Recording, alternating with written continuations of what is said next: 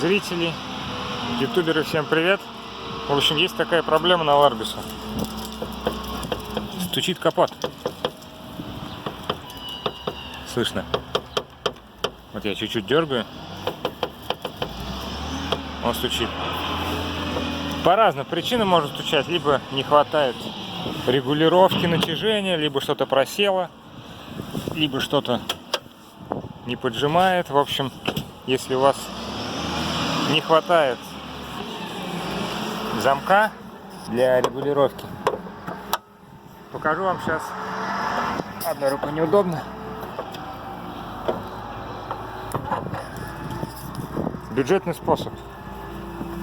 Вот под эти штучки подложите что-нибудь. Можно, конечно, натянуть замок, да, я уже пробовал, не хватает. Вот. Но мне надо так, чтобы замок был в самом верхнем положении. Мне вот так надо.